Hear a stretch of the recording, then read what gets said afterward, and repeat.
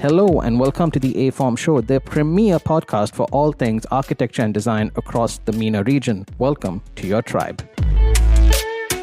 Today's episode is supported by SkyStruct, the groundbreaking construction and project management solution that's absolutely turning heads in the industry. They are bringing together architects, engineers, project managers, procurement, and essentially any stakeholder onto one singular platform. Yes, clients are included. SkyStruct is genuinely changing the game. Its tailored modules for construction management, inventory, labor, cost management help streamline the chaos of construction projects. They are rolling out very soon in Dubai, but you as a listener can get in early. Drop us an email at hello@aform.studio and find out how SkyStruct is the future, and it is here today. Now, let's get into the episode. Hello and welcome to the show, everyone. Today we are joined by Sanmita Patel, founder of the Young Architects Forum Dubai. Over the past 15 years, Sanmita has worked on projects across multiple continents and bridges the gap between design education and professional practice. So without further ado, let's get into it. Welcome to the show. Thank you, Alan. It's good to be here. I, to be honest, did not know how similar we both were in terms of what you do at YAFD. For people who probably do not know a lot about it, could you give us a quick introduction as to what that is? Sure. So the Young Architects Forum is an informal initiative that I had set up to create a culture of architectural discourse within the community of Dubai, and through the mediums of talks, tours, building tours, and workshops. The idea kind of seeded in my mind when I came back from the US after completing my master's education and working there for a while. I came back to Dubai, which is home base. I used to attend a lot of the Architecture League of New York seminars, and they had them almost on a bi-weekly basis. So I quite enjoyed that discourse of, the conversations with regards to architecture and extended disciplines. And when I came back, I was looking for something like that in Dubai. And Dubai, as it is today, was very different, as you would know. The Wild West. Yeah. Back in 2014, a lot of the international bodies that have their presence today did not exist. And I thought to myself, I did a Google search. I couldn't find anything. So I thought to myself, there might be architects like me who'd want to engage in these kind of conversations. And why don't I try starting something myself and see what's the, response? So initially I set up the Young Architects Forum on Meetup. Nice. as a community group of architects and architecture enthusiasts and its extended professions, landscape designers, urban planners, anything related to the field of design. And specifically, I called it the Young Architects Forum because the thought process was that let's be young in our upkeep and our ideas about the discourse with the field. Right. Let's keep that thinking fresh. So a lot of times people ask me, is this a forum only for fresh graduates? Yeah. And I would say, no, don't think of it with regards to age. It's more a metaphor and a way of thinking. Exactly. And then I'll have architects who are in their senior or mid-senior level and get really enthused about it and say, okay, let's do this. I'd like to get involved. So that's how it started. Right. And it's been a while. Okay. And you will not find much information about it on the internet because the conversations that we have, we like to keep it small. And we like to explore various depths and dimensions of the field of architecture, its presence and relevance to architects in Dubai. And what makes it even more interesting is that we get people involved from various cultural backgrounds that add a little more dimension to how we think about design. Right. So I think we're at a juncture now where we're rethinking as the city has evolved, as, we've had so many international bodies, we've had the media and the culture of the city itself evolve and shape over time. What does the Young Architects Forum mean? And what's next for it? So I'm at that juncture at the moment in figuring out what next. Got it. And it's a very interesting time, I must say. There's obviously many advancements in our field. There's been highly evolved market also, I would say, for, yes, Dubai and even Saudi to an extent, or Middle East even, I would say, overall. So yeah, it's a good time to be thinking about what the 2.0, version might be. Yeah, definitely. Yeah. So we obviously, know each other because outside of architecture, we also do a lot of juries. Shout out to Harpreet if you're listening. Because, what you guys are doing at Harriet Watt is awesome. Like, amazing. Ridiculously awesome. So I am very well aware that you obviously have a vast amount of experience behind you as an architect. With things like the Young Architects Forum, you obviously are dealing with fresh graduates. You're even looking at, design education to an extent. So I think you'd be the right person to answer this question, which is something I get asked very regularly. In 2024, is this a good time to be an architect? Because like I said, there's so many things happening. I can only imagine as a fresh graduate, after thinking that I have finally conquered this Mount Everest of a degree after 5 years, who are super enthusiastic to get out into the market, might be met with a slightly different expectation. So in your opinion, at the moment where we stand, is this a good time to be an architect? That's a tough one, to be honest. And the first thing that comes to my mind is, when has it been a good time to be an architect? Good point. And never has been, never. There's a certain romanticism that we architects associate with the pain that we go through, whether it's... But I do have a bit of a counter to that. Mm-hmm. I do have a bit of a counter. I mean, if you look at architects in Dubai or Sharjah, who graduated in 2003 or 4, probably a very good time for them to enter the market at that time in Dubai because of the whole, boom thing and, the kind of designs that were out there. So maybe that was a good time. Was it sustainable? Probably not. But it was definitely a good time for them. So I think there are pockets, maybe. But yeah, I feel like I cut you off. Sorry. No. It's. I love that it's conversational. I think if I am to think back to the time that I graduated, and my schooling in architecture happened 15 years back. I studied in India, so my undergraduate training in architecture was sort of in a very holistic sense, and I'm grateful for that exposure to think about architecture as an agency that helps bring change in different sectors of the economy, whether it be economy, socially, culturally, politically, technologically. So I came from that thinking of what does it mean to design sustainably to a time in Dubai when I started working as a junior, it was 2008, to an economy that completely turned around the ideas, the preconceived notions, or the kind of schooling I had over its head, And I can imagine that fresh grads today feel similarly. So is there a huge gap that academic training is not able to make into the workforce? I wouldn't argue that there could be in a way, but I would say that learning that you have once you get exposed to a new environment is also a necessary part of your education as an architect. It doesn't stop, or it does not fully prepare you to get out of 5 years of training and go and see what's out there. Yeah. And some of my colleagues who graduated at that time, who chose to work in India, went with that flow of learning.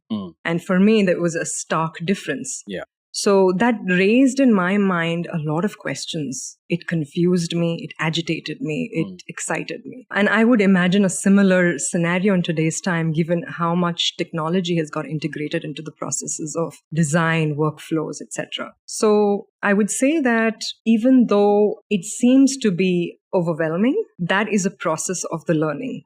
The learning curve. And often we've had this dialogue in industry that we need to bridge the gap between academia and practice. A lot of junior architects have to go through a tremendous training of the workforce and how offices operate. Yeah. But I would separate that from education at school. I would say that your schooling of architecture should be more focused on, and in my opinion, should be more focused on evolving you as a critical thinker, more so than just a designer who's really good at formalizing space or producing beautiful graphic drawings.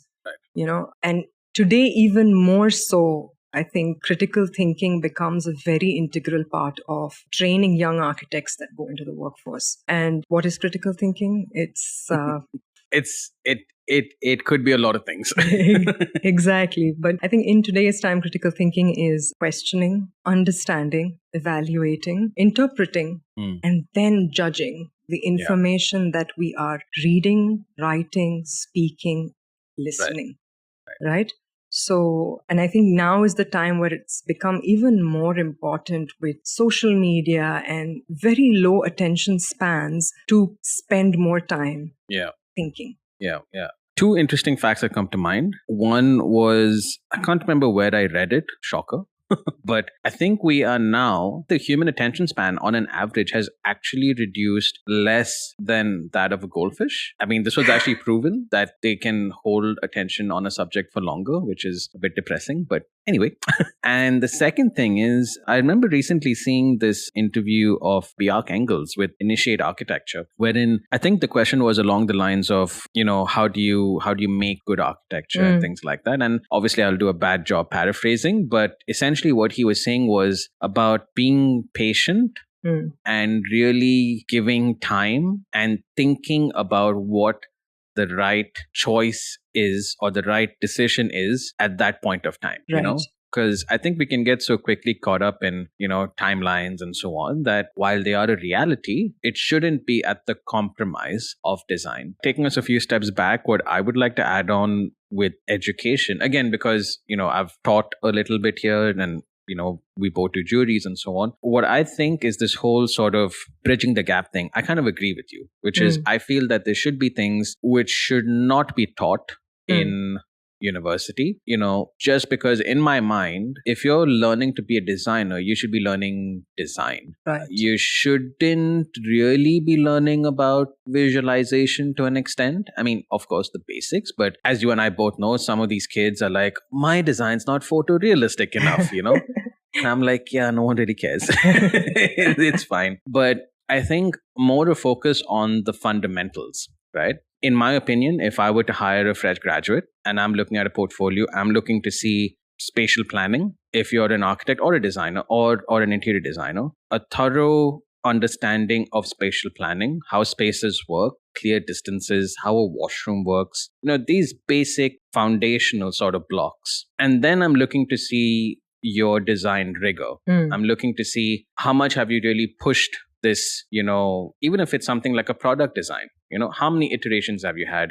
What have you learned from them? That kind of thing. I'm not really looking at the final visualization or, things like that. I'm looking to see what that process is, which I think, unfortunately, it gets missed out in education nowadays. Or maybe I'm being too naive to think that that's what it should be.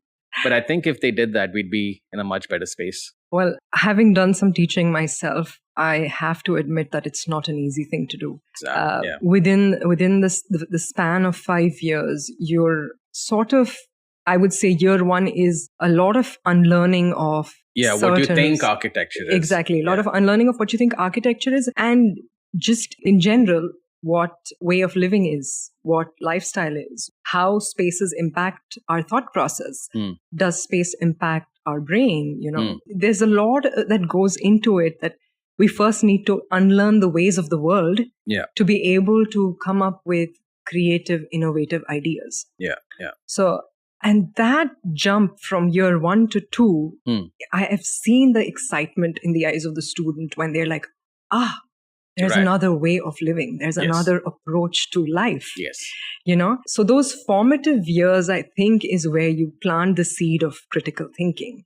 And the challenge then becomes is as the student progresses into the other years, you're becoming more involved in formalizing space, understanding representation. What does a 2-dimensional drawing mean? How do you produce a 3-dimensional drawing? Then how does a space function, space planning, all of that. I've seen students come to me in year 2 and say, I'm just not able to translate my conceptual idea into a plan. And I can see some of them struggle with it, some get excited. And I think it's important to go through that struggle, because that's again a part of shaping that critical thinking capability. So as an educator, it's not an easy thing to do. And there's a whole lot of things you pack into the 5-year programs, especially the way semesters are structured and the kind of requirements you have at the end of a studio design.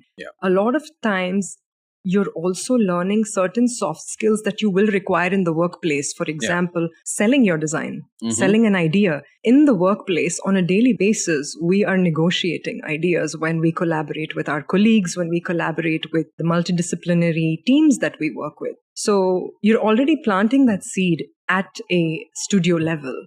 True. And you're also learning to manage your time. You're learning how to produce drawings, design over the course of that studio, and eventually you start getting better at it. True. So I would say, aside from that, if the focus can, especially now more than before, be on constantly engaging with critical thinking, that would become a primary tool, I would say. Introducing that as a primary tool in architectural education that will help students even when they go into the work field. Because as we all know, timelines in the workspace are a lot more shorter, quicker, and you have to really think on your feet. Right. So if I were to just maybe investigate this a bit more, so would you think it needs to be, because, I mean, for example, I studied here, right? So in first year, we actually had a dedicated course called critical thinking. Right? All well and good. I thought critically. But it kind of ended there. Right. Because obviously, that was a course and so on. Do you think it then, just like how you have, learning objectives and you write a syllabus on the back end of a course and so on. Do you think critical thinking needs to then be integrated into every single course that you're doing? So it could be everything from a history of architecture course to a design studio to a structural calculation course, that kind of thing. Do you think it needs to now become a learning outcome in every single course? That's an interesting question. And I would say yes and no to a certain extent. Because, I think the challenge is to bounce between critical thinking and creative thinking and kind of marry those ideas together. And it's more like a feedback loop, if you will.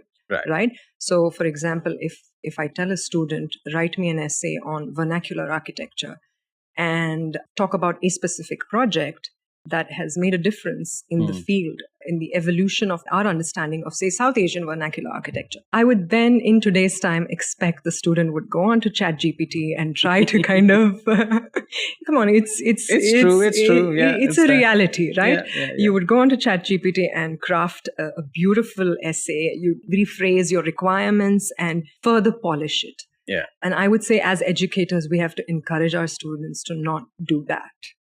To be able to first think for themselves, write an essay, put that essay into ChatGPT and ask ChatGPT to give you feedback. Right. So I would say, in that sense, the creative aspect comes into when do you bounce off between critical thinking and creative thinking. I could have gone to visit a temple somewhere in India, and that comes from a memory, and I bring that somehow into my essay.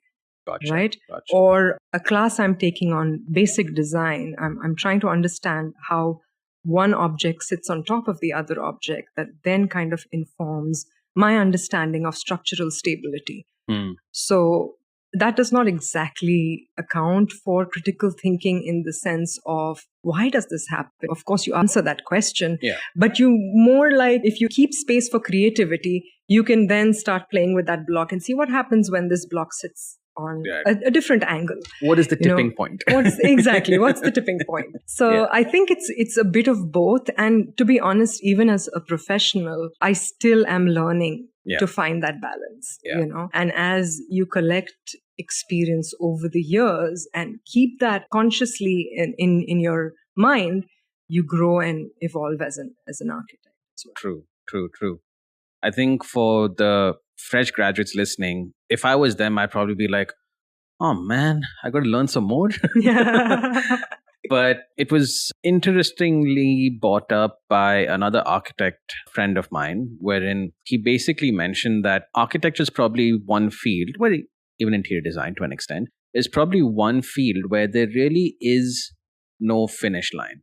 Absolutely. Whereas if you think about other traditional, fields, like I've been guilty of hating on accountants constantly, but if you think about it, right, like once you finish your accounting degree, you don't really have big, industry transformation every, 4 or 5 years. So once you sort of learn your degree, you're pretty much okay for the rest of your career. I mean, of course, you can elevate it by Upgrade your own skills. by your own skills. Yeah. But as an industry, does the way accounting work really change? Not really. Not at least to the extent that architecture and design changes, with so many things happening at the same time. Absolutely. So what I like to tell fresh graduates now is that all the anxiety that you have entering the field is all the anxiety that even I have. Exactly. 15 years later. Yeah. It's the same thing. It's just I have a slightly better way to navigate it, but it's not that it's not there.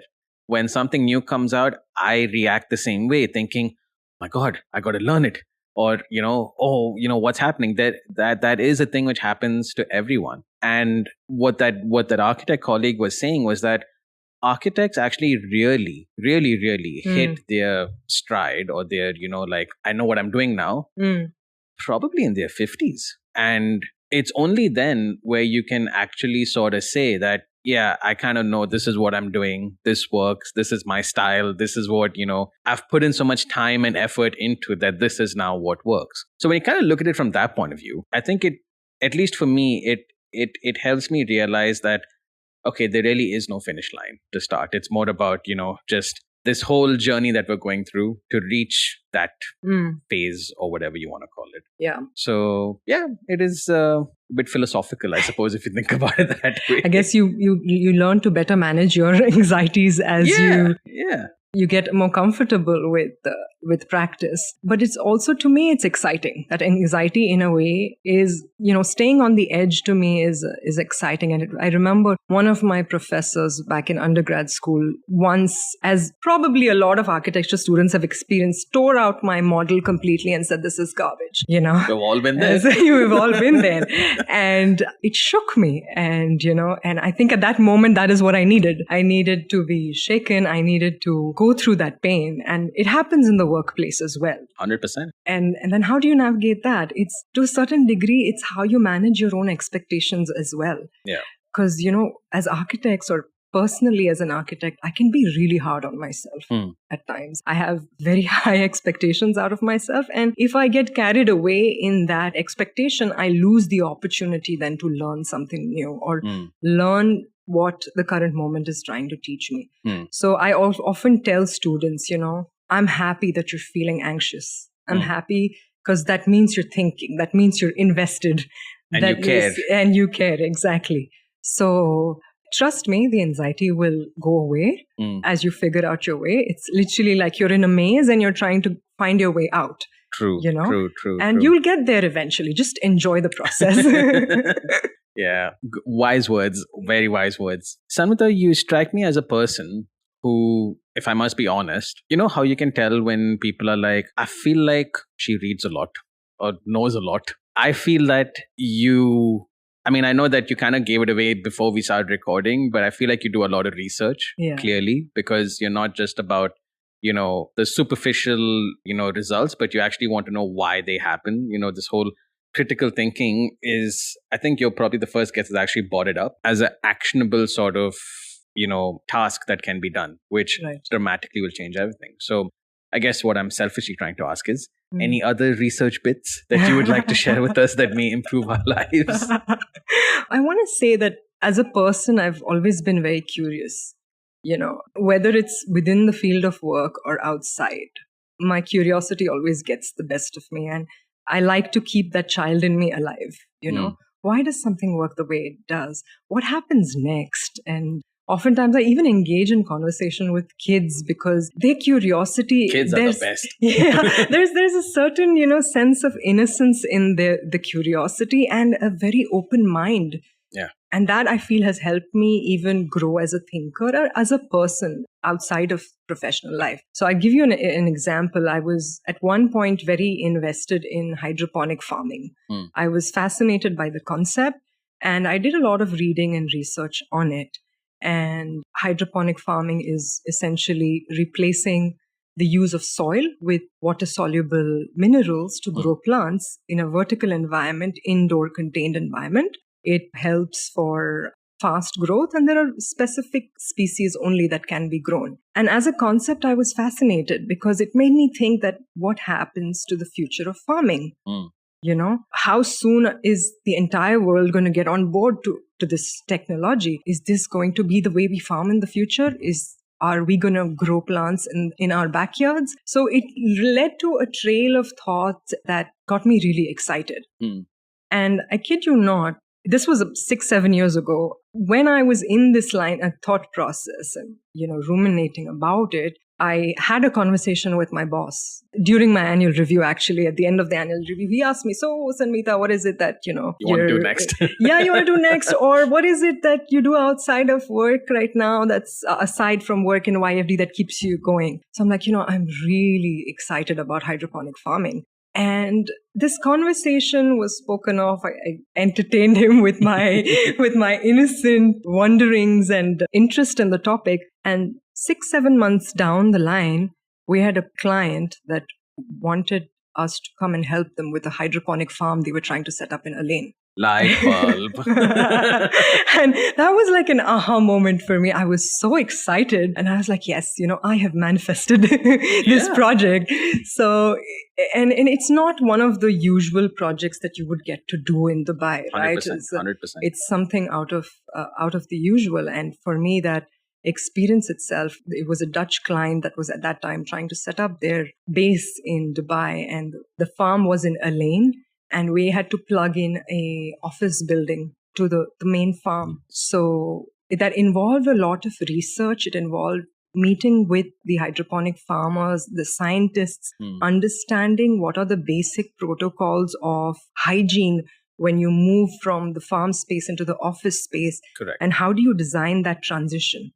And I saw that as a space of opportunity in, bringing then marrying the idea of critical thinking and creativity in coming up with a solution that is not just meeting the requirement of sanitation, hygiene, but also becomes then an interesting experience. Right. Because the portal that connected the farm to the building was almost like, a car washing. Wow, okay. So like a automated conveyor belt type situation thing. Sort of, where there was a specific process. When you step onto it, your shoes would get washed, your hand gloves would have to be placed in a sink, and you would be sanitized from top to bottom. Now, this is not something that to us today is unfamiliar. We've been through a pandemic to understand the process of sanitization. But at that point, it was a very interesting concept for me. And then how do you design that portal?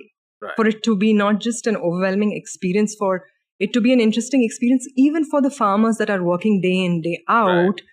How does that transition work? And then how do you design the space once you disconnect from the farm and then go into the office, into your breakout space? What is that transition then? Right. So I would say the learning from that project was go ahead and talk to your boss about things that interest you outside of work, and you never know, it might land you a project. All right. Hey, Mark, if you're listening, I got some thoughts for you, man. I'm gonna manifest an off-roading desert track course. Oh, wow. I love that. I'm going to manifest it. It's going to happen. 2 points that I want to touch upon, which is number one, I have found that when you get involved in projects like these, right? Yes, like you said, obviously there's a lot of research that goes into it. There's a lot of collaborative work that goes towards making this happen. Obviously, it's not just your design. There are, I can imagine, 15, 20 other, stakeholders that are involved in making this happen. But when it comes down to it, finally, you have your drawings, the calculations are checked.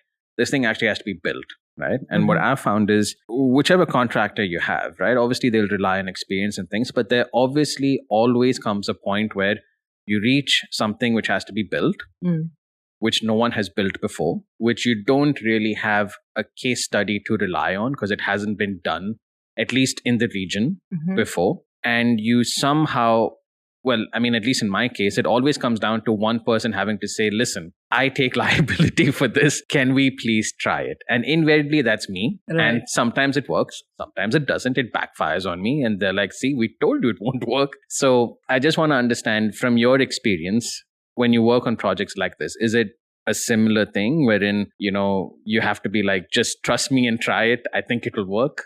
Or is there a much more refined way to do it? And I'm just a cowboy, probably. Oh, wow. That's a tough one because I don't undermine the result that a collaborative effort can bring out. And yes, I agree with you. There are times when you have to trust your gut and the experience that you've built over time and, be at the forefront of suggesting. I'll be the first one to take the bullet if it comes out. Exactly. But then again, I come to the point of, how do you sell an idea? It's that ground. It then becomes that ground of negotiation, right? Because the stakeholder has a requirement and a specific agenda. The client has their agenda. The contractor, as you said, would have their agenda. And then you as an architect, sometimes we take the onus of holding it all together. Correct. And also ensuring that the project is good for itself, that it adds more value to the end user. And sometimes you have to take that lead. So I've had those moments in the work field where you'll see that especially a lot more today with the kind of projects that are happening in the neighborhood. Yeah.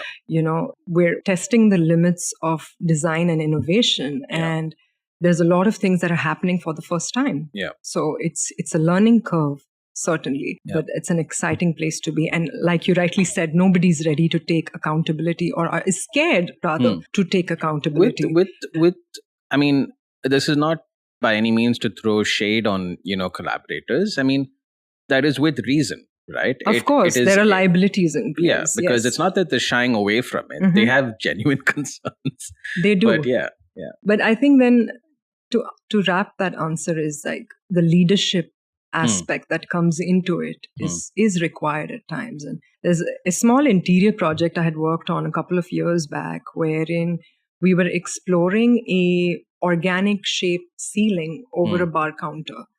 And it was designed in Rhino. And at that time, there were no contractors who were able to extract drawings from Rhino and create such organic shapes. Right. And it involved a lot of workshops, slicing the Rhino model every 5 centimeters to be able to produce drawings that were to a certain degree understandable from a buildability point of view, and of course, today the technology is there. We're already getting into 3D printing, and DM has recently launched its regulatory manual for 3D printing buildings. So we have that technology today, but at that time, it was a lot of hands-on trying to figure out different materials. Can we use foam? Can we use plastic? How do we I realized this project. Right. And oftentimes, because of the kind of exposure I've had to different regions, I've seen how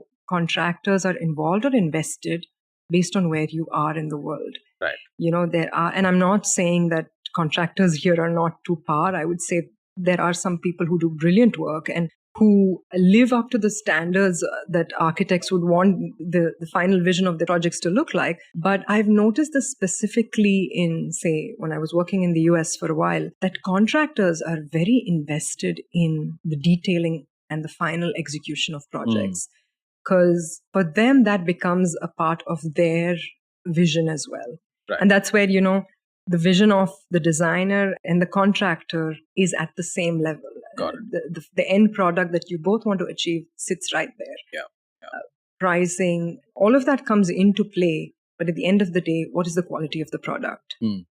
So obviously there are legalities associated with it that probably bring that nature of thinking also, but it's also looking at contracting as a craft. Got it. You have carpenters that have been coming from families of carpentry, and to them it's almost like a culture of working.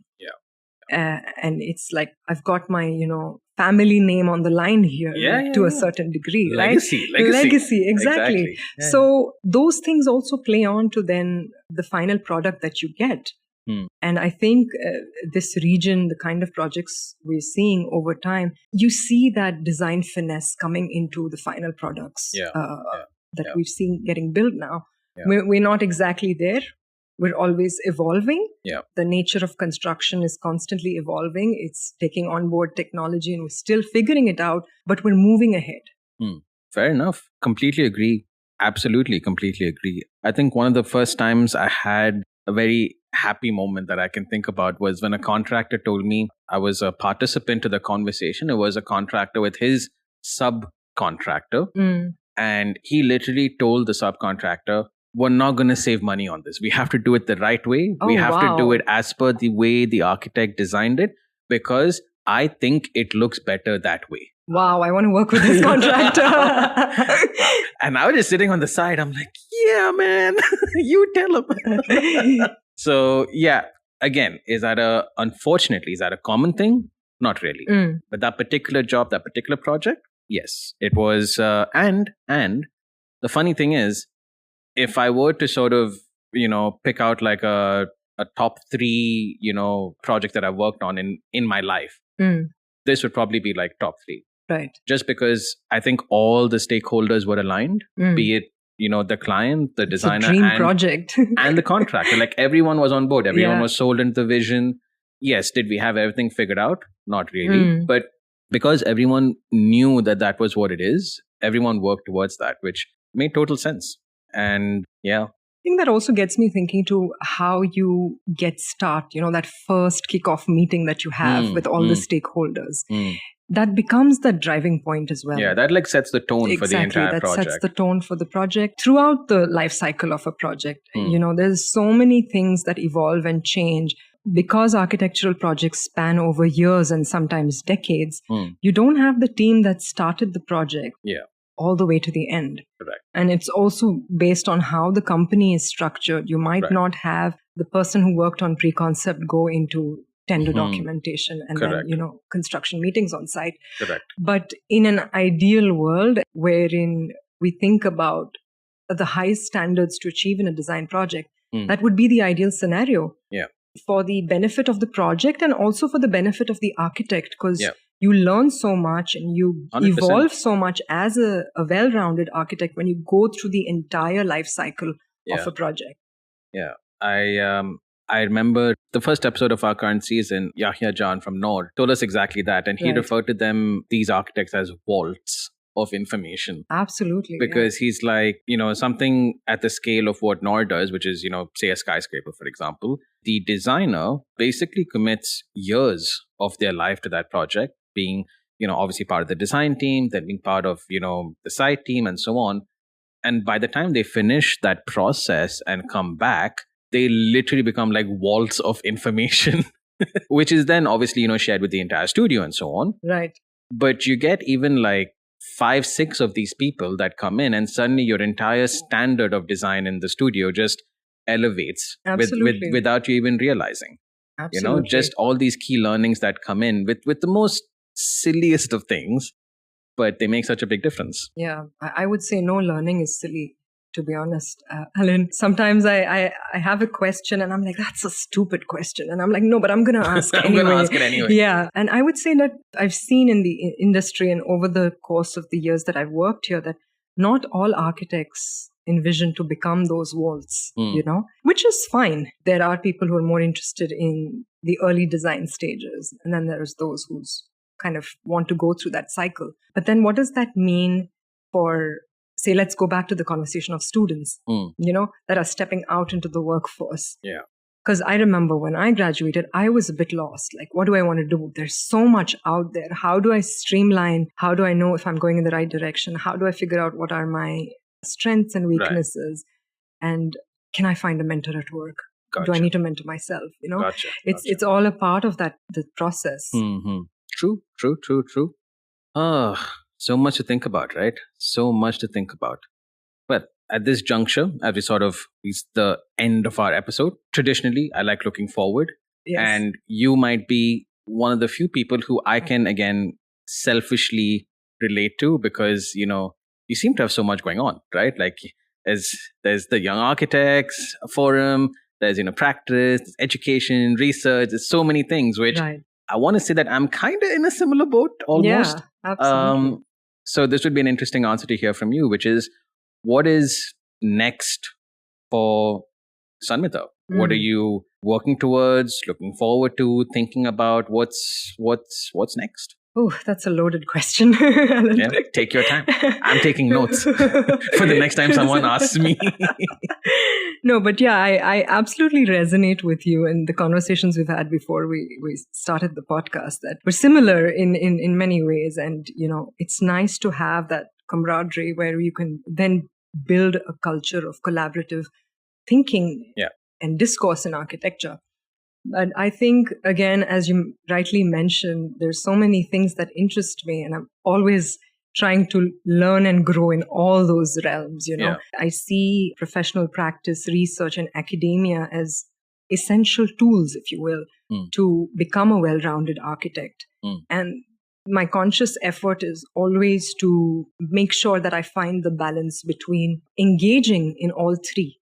Because I believe it's a cyclic relationship. Something you learn in research will add value to academia. Something you see in school where students are still unfiltered and are still learning things will teach you something that you could apply to your own thinking in professional practice, which over the course of time starts getting biased, if you will, or starts getting further refined. So I would say what next for me is professionally is to grow into a leadership role, to kind of be at the forefront of design thinking and adapt to the changing environment and the changing landscape that we are currently witnessing with regards to technology, and collaborate, for that matter, with people like yourselves. On the research front is to continue that curiosity, irrespective of which field it is. These days, I think fashion is inspiring me, and how 3D printing is engaging with fashion. There's a lot going on, right?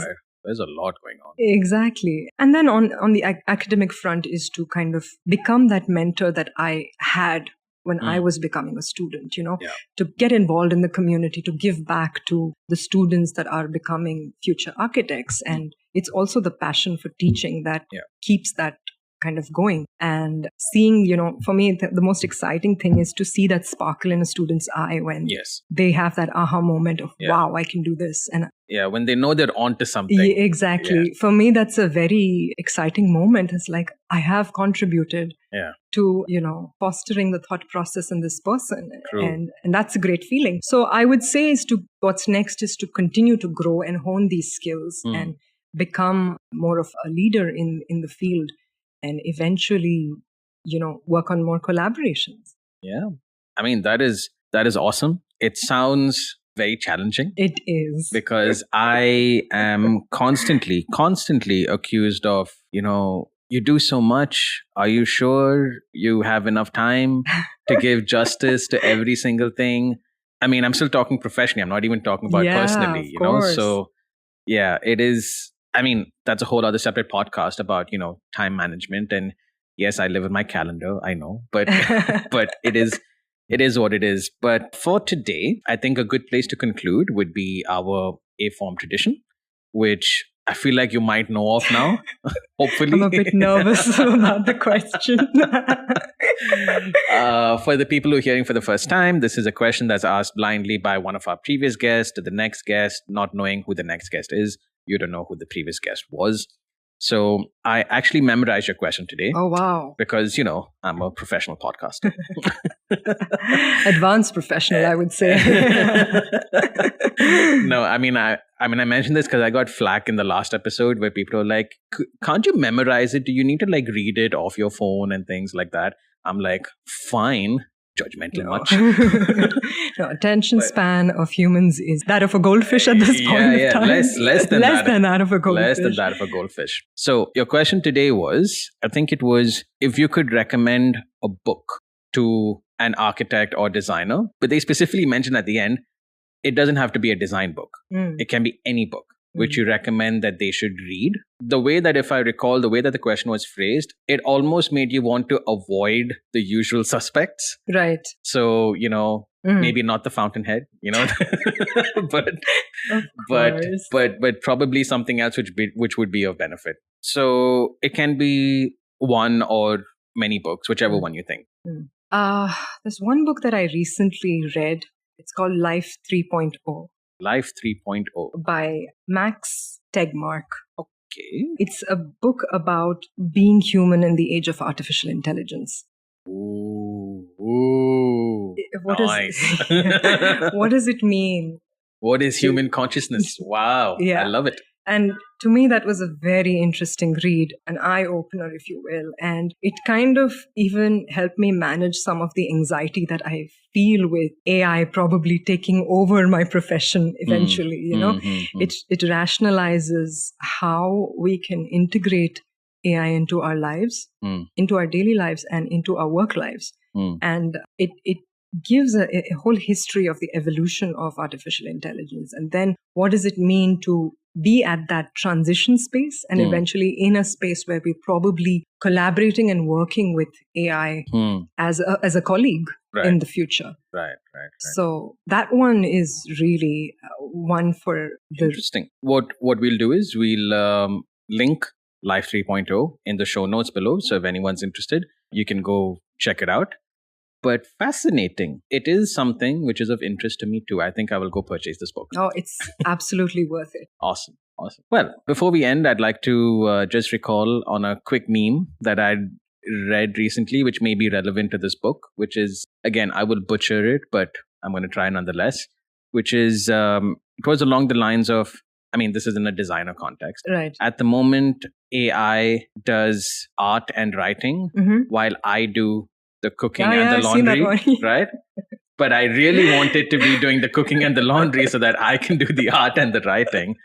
So yeah, I think it is quite an interesting place that was started off. And if only that got reversed a little bit, I feel life would be a lot better. It would. But that's I think where the limitation in our thinking also comes, right?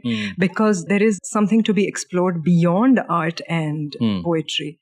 Maybe we find that once AI, or as the book mentions, artificial general intelligence at some point will take over even the creative fields, which is already see that happen. But then that would mean that maybe there's something else. Our time gets freed up to kind of create something new that we've not explored before. True. Well, I must say, anyone who's listened up to now cannot deny that this episode has been a mind opener.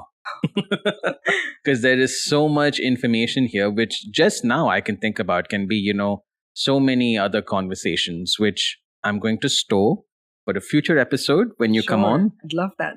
And yeah, this is where, on behalf of the entire show, I thank you for your time. This has been obviously one of our more liberal conversations about, funnily enough, everything around design, but not really design.